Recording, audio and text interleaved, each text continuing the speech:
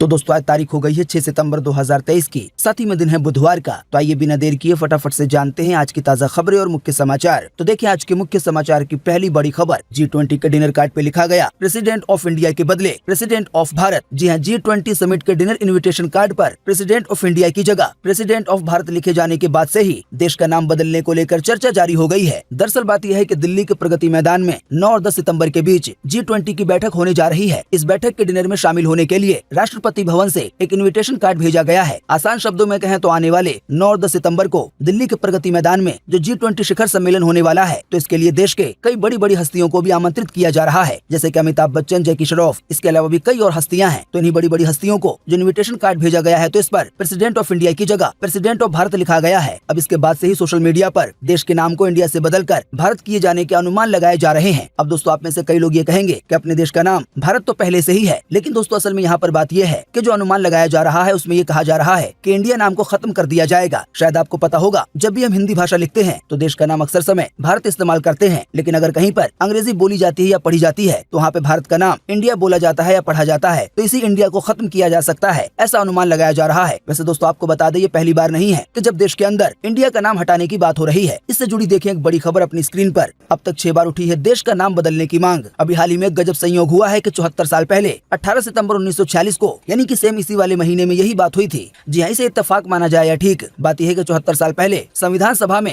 एच.वी. कामत ने देश का नाम इंडिया से बदलकर भारत या भारतवर्ष करने की मांग की थी। हालांकि उस पर जब बहस हुई तो वोटिंग के बाद वो गिर गया। पर तारीखों का भी हाल ही में ये गजब संयोग देखा गया है कि आज से 74 साल पहले भी सितंबर के महीने में ही ऐसा हुआ था और इस बार भी सितंबर के महीने में ही ऐसा हो रहा है। इसी बीच एक और बड़ी खबर आ रही है कि अभी हाल ही में केंद्र सरकार ने आने वाले 18 सितंबर के लिए संसद का एक विशेष सत्र बुलाया है। तो इसे लेकर ये अनुमान लगाए जा रहे हैं कि सरकार आने वाले 18 सितंबर को जब संसद का सत्र शुरू होगा तो यहाँ पे सरकार आधिकारिक तौर पे ये घोषणा कर सकती है कि अब सभी जगह पर अपने देश का नाम इंडिया के बजाय भारत इस्तेमाल होगा। हालांकि दोस्तों वैसे आपको बता दें, ऑफिशियल तौर पे यानी कि आधिकारिक तौर पर फिलहाल भारत सरकार की ओर से ऐसी कोई भी जानकारी नहीं आई है कि इंडिया का शब्द हटा दिया जाएगा और केवल भारत का शब्द इस्तेमाल किया जाएगा। बाकी दोस्तों आप इसी वीडियो के नीचे कमेंट बॉक्स में कमेंट करके बताएं कि अपने देश का जो एक नाम इंडिया है तो क्या इसे हटा देना चाहिए या इसे रहने देना चाहिए। इस पर आपकी पर्सनल राय क्या है? वीडियो को पूरा देखने के बाद आप अपना जवाब इसी वीडियो के नीचे कमेंट बॉक्स में लिख सकते हैं। आपके दिए गए जवाबों से काफी कुछ पता चलता है। देखिए अगली खबर, श्री कृष्ण जन्माष्टमी है आज और कल। आइए बताएं अधिक जानकारी। जी आज देश में कई जगहों पर जन्माष्टमी का पर्व मनाया जाएगा। ज्योतिषियों का मत है कि कृष्ण जन्मोत्सव 6 सितंबर की रात ही मनाना चाहिए, क्योंकि इस रात में तिथि नक्षत्र का वही संयोग बन रहा है जैसा द्वापर युग में बना था। ग्रंथों के मुताबिक भगवान श्री कृष्ण का 5250वां जन्म पर्व है। जानकारी के मुताबिक अष्टमी तिथि आज 6 सितंबर को दोपहर करीब 3:30 बजे शुरू होगी और 7 सितंबर को शाम 4 बजे तक रहेगी। आप नहीं जानते हैं तो आपको बता दें, श्री कृष्ण का जन्म अष्टमी तारीख की रात में हुआ था, इसलिए ज्योतिषियों का कहना है कि आज 6 सितंबर को ही जन्माष्टमी मनाएं। हालांकि हिंदी तारीख के मुताबिक अष्टमी यानी कि 8वीं तारीख आज दोपहर 3:30 बजे के बाद शुरू होगी, तो इसका भी ध्यान रखें। साथ ही में आपको बता दें, जन्माष्टमी के मौके पर एक चौंकाने वाली खबर आई है, जैसा कि आप देख सकते हैं अपनी स्क्रीन पर, कि एक ऐसा अनोखा मंदिर जहां श्री कृष्ण होते जा रहे हैं दुबले। आइए बताएं अधिक जानकारी। जी हाँ, भारतीय संस्कृति में जन्माष्टमी का त्योहार बहुत ही खास समझा जाता है। अब इसी बीच ये खबर आ रही है कि दक्षिण भारत में एक ऐसा अनोखा मंदिर है जिसकी अपनी रहस्यमयी कहानी है। ऐसा कहा जाता है कि मंदिर में स्थित भगवान श्री कृष्ण की मूर्ति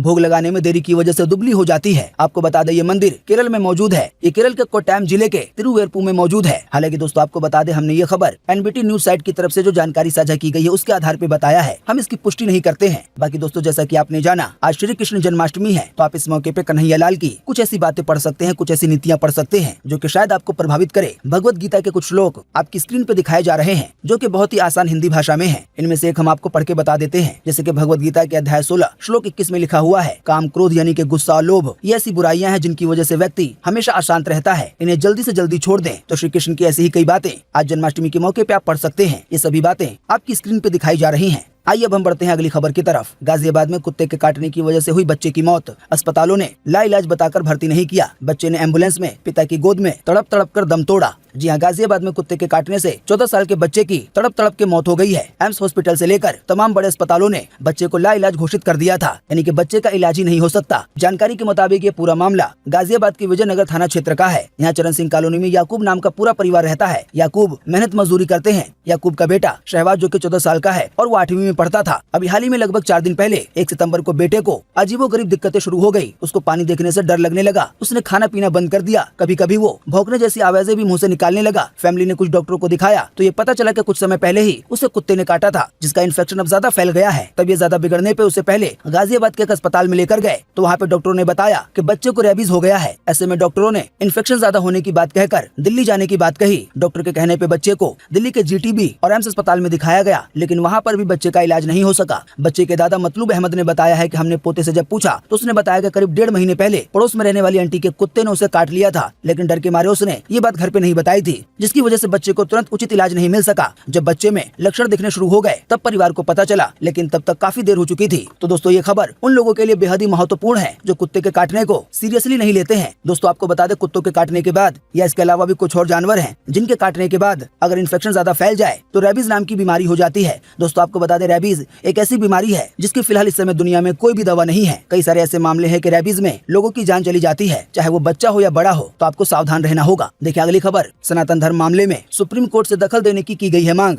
उदयनिधि के बयान पर 14 जज, 130 ब्यूरोक्रेट्स और 118 रिटायर्ड सैन्य अफसरों ने सुप्रीम कोर्ट को चिट्ठी लिखी है। जी हाँ, सनातन धर्म को बीमारी बताने वाले तमिलनाडु सीएम के बेटे उदयनिधि स्टालिन के खिलाफ 262 बड़ी हस्तियों ने सुप्रीम कोर्ट को चिट्ठी लिखी है। इन लोगों ने देश के सबसे बड़े कोर्ट से खुद इस मामले में दखल देने की मांग की है। जिन लोगों ने चिट्ठी लिखी है उनमें 14 जज, 130 ब्यूरोक्रेट्स और साथ ही में 118 सेना के रिटायर अफसर हैं। इन सभी लोगों ने तमिलनाडु सरकार के खिलाफ स्टालिन पे कोई एक्शन न लेने के लिए कार्रवाई करने की मांग की है, सीधे देश के सबसे बड़े कोर्ट से। आसान शब्दों में कहें तो आने वाले दिनों में जो तमिलनाडु की सरकार है या जो वहाँ के मुख्यमंत्री है या जो उनके बेटे हैं उन पे कार्रवाई हो सकती है। दोस्तों आप नहीं जानते हैं तो आपको बता दें, अभी हाल ही में तमिलनाडु के मुख्यमंत्री के बेटे उदयनिधि स्टालिन ने सनातन धर्म को लेकर यानी कि हिंदू धर्म को लेकर ये कहा था कि सनातन धर्म डेंगू मलेरिया की तरह एक बीमारी है, तो इसे पूरी तरह से खत्म कर देना चाहिए। देखिए अगली खबर, अब पंजाबी और इंग्लिश में भी छपेंगे वोटर ID कार्ड। अफसरों के सुझाव पर मुख्यमंत्री ने दी है मंजूरी। जी हरियाणा सिख गुरुद्वारा प्रबंधन कमेटी के चुनाव में अभी 4 महीने का समय बचा हुआ है। इसी बीच ये बड़ी खबर आ रही है कि हरियाणा के मुख्यमंत्री ने वोटर ID कार्ड को यानी कि पहचान पत्र को कई भाषाओं में छापने की मंजूरी दे दी है। आसान शब्दों में कहें तो अब हरियाणा में पहचान पत्र केवल हिंदी या अंग्रेजी में नहीं बल्कि पंजाबी, इसके अलावा कोई और भाषा में हो सकते हैं। अब दोस्तों ऐसा हो सकता है आने वाले दिनों में ऐसा ही सिस्टम देश के और भी राज्यों में लागू हो जाए। बाकी आप इसी वीडियो के नीचे कमेंट बॉक्स में कमेंट करके बताएं कि जो पहचान पत्र है क्या वो स्थानीय भाषा में भी होना चाहिए या नहीं। देखिए अगली खबर, लोगों को लगा तगड़ा झटका, सरकार ने बंद किए 52 लाख सिम कार्ड और 66,000 व्हाट्सएप अकाउंट। जी हाँ, कुछ ही समय पहले सरकार ने मोबाइल फोन के लिए सिम वेरिफिकेशन के नए नियम बनाए थे।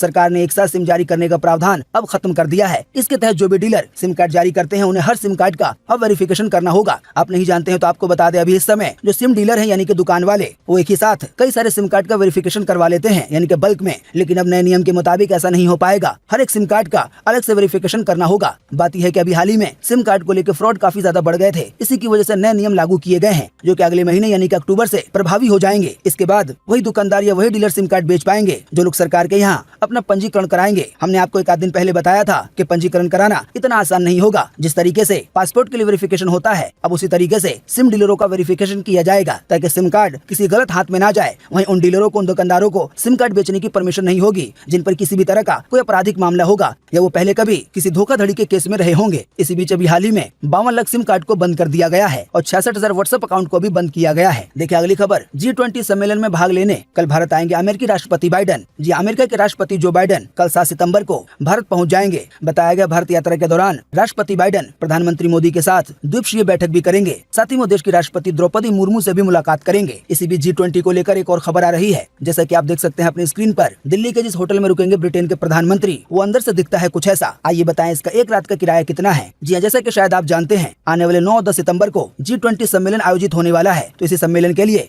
दुनिया के कई बड़े बड़े देशों से वहाँ के बड़े बड़े नेता यानी कि प्रधानमंत्री, राष्ट्रपति या फिर विदेश मंत्री आ रहे हैं। इसके अलावा भी कई और बड़े आला अधिकारी। तो इन सभी लोगों के लिए दिल्ली NCR में 30 से ज्यादा 5 स्टार होटलों को बुक किया गया है। इसी बीच ये खबर आई है कि ब्रिटेन के प्रधानमंत्री ऋषि सुनक के लिए जो होटल बुक किया गया है वो अंदर से कुछ ऐसा दिखता है। जैसा कि आप देख सकते हैं तस्वीरों में। जानकारी के मुताबिक इसका एक रात का किराया 15 से 20,000 रुपए है। देखिए अगली खबर, अंदर से कैसा है G20 समिट का वेन्यू यानी कि जहाँ पे होने वाला है इतना बड़ा सम्मेलन, उसकी कई तस्वीरें जारी की गई हैं। आप देख सकते हैं अपनी स्क्रीन पर। जी आने वाले 9-10 सितंबर को जो G20 सम्मेलन होने वाला है, तो जहाँ पे सम्मेलन होगा तो वो पूरा एरिया अंदर से देखने में कैसा लगेगा, इसकी कई तस्वीरें जारी की गई हैं। इसके बारे में ज्यादा बताने से अच्छा है कि आप तस्वीरों में देख लें कि जहाँ पे G20 सम्मेलन होने वाला है प्रगति मैदान में, तो वो पूरा हॉल या वो पूरी बिल्डिंग देखने में कैसी है। देखिए अगली खबर, उत्तर प्रदेश में मौसम होगा सुहाना। आज 6 सितंबर को अयोध्या, प्रतापगढ़ समेत कई जिलों के लिए जारी किया गया है बारिश का अलर्ट। जी उत्तर प्रदेश में एक बार फिर से मौसम ने करवट ली है। धीरे धीरे मौसम का मिजाज बदलने लगा है। इससे आम जनता को राहत मिल रही है। जानकारी के मुताबिक इसी कड़ी में आज 6 सितंबर को यूपी के कई जिलों में बारिश होगी, जिसकी वजह से भयंकर गर्मी से छुटकारा मिलेगा। हालांकि इसी बीच यूपी के कई जगहों पे तेज बारिश और बिजली गिरने का भी अलर्ट जारी किया गया है। तो जहाँ पे भारी बारिश होने वाली है या बिजली गिरने वाली है तो वहाँ के लोगों को सावधान रहना होगा। इसी बीच बिहार को लेकर भी खबर आ रही है कि पटना समेत कई जिलों में आज से 3 दिन तक बरसेंगे बदरा। जी हाँ, केवल यूपी नहीं बल्कि यूपी से सटे बिहार में भी कई ऐसे जिले हैं जहाँ पर आने वाले 3 दिनों तक बारिश होगी। जानकारी के मुताबिक बिहार के बक्सर, रोहतास, सारण, कैमूर, बांका, मुंगेर, वैशाली, साथ ही में जमुई में, इसके अलावा भी बिहार के कई जिलों में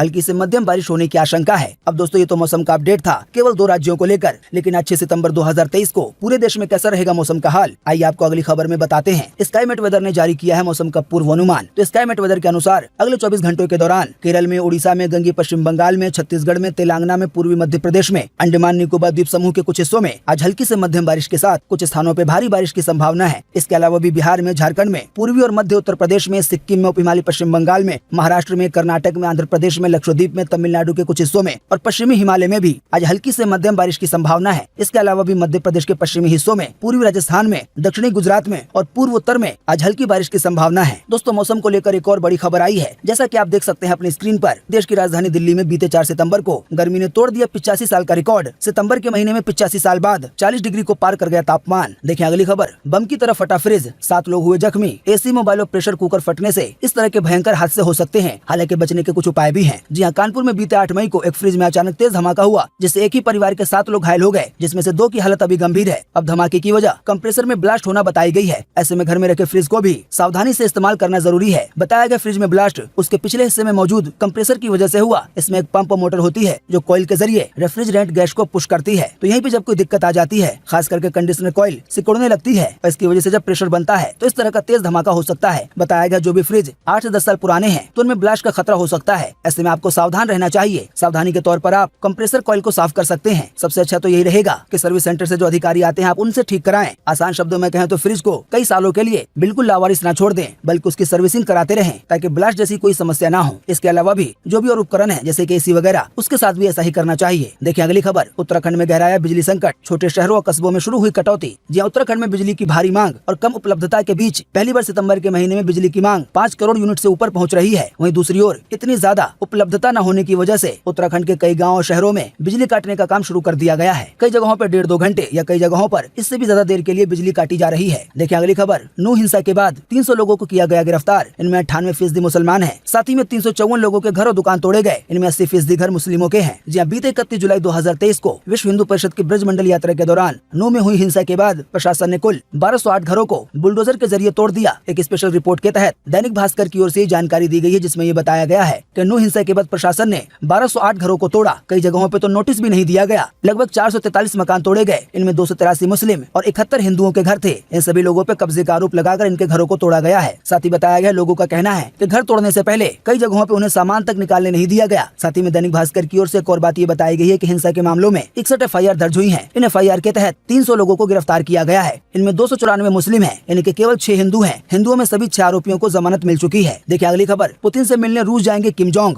एंटी टैंक मिसाइल के बदले अनाज देने की है मांग, बुलेट प्रूफ ट्रेन से सफर करेंगे। देखिए अगली खबर। पाकिस्तान में 45 महिलाओं का रैपिस्ट प्रिंसिपल हुआ गिरफ्तार। ज्यादातर पीड़िता स्कूल में टीचर थी। CCTV फुटेज के जरिए सभी को ब्लैकमेल करता था और बाद में उनके साथ बलात्कार करता था। पाकिस्तान के इस प्रिंसिपल ने लगभग 45 महिलाओं को अपना शिकार बनाया है। हालांकि अभी से गिरफ्तार कर लिया गया है। देखिए अगली खबर। पाकिस्तान में शिया बोले कारगिल हाईवे खोलो, हम भारत जाएंगे। साथ ही में पाकिस्तान के शिया मुस्लिमों ने फौज को दहशतगर्द बताया। देखिए अगली खबर। पाकिस्तान में $25 अरब इन्वेस्ट करेगा सऊदी अरब। केयरटेकर PM काकड़ बोले अब जल्दी इसकी वजह से देश के हालात सुधरेंगे। देखिए अगली खबर। पाकिस्तान कोर्ट ने 4 युवकों को मौत की सजा सुनाई। इन सभी लोगों ने सोशल मीडिया पर गुस्ताखी यानी कि ईश निंदा की थी। जाहिर बात है ये ईश निंदा धर्म को लेकर रही होगी। इसी की वजह से केवल गुस्ताखी करने पे 4 लोगों को मौत की सजा सुना दी गई है। देखिए अगली खबर। केजरीवाल का सवाल, गठबंधन का नाम भारत रखने पर क्या भाजपा फिर बदलेगी देश का नाम? बघेल का भी है यही प्रश्न। जी हाँ, जैसा कि आप जानते हैं इस तरह की खबरें चल रही हैं कि आने वाले दिनों में अपने देश का जो इंडिया नाम है उस शब्द को हटा दिया जाएगा। जो विपक्षी पार्टियां उनका कहना यह है कि अभी हाल ही में बीजेपी के खिलाफ जो पार्टियां हैं उन लोगों ने जो एक विपक्षी गठबंधन बनाया है जिसका नाम उन लोगों ने INDIA रखा है यानी कि इंडिया। तो इसी की वजह से भाजपा इंडिया के नाम को हटाना चाहती है और केवल भारत रखना चाहती है। तो ऐसे में केजरीवाल ने सवाल पूछा है कि आने वाले दिनों में अगर हम गठबंधन का नाम भारत रख दें तो क्या भाजपा भारत का शब्द भी हटा देगी? तो दोस्तों उम्मीद करते हैं कि आज की इस वीडियो से आपको काफी कुछ जानकारी मिली होगी।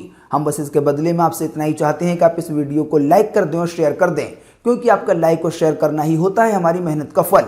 वीडियो देखने के लिए आपका बहुत बहुत धन्यवाद। Thanks for watching.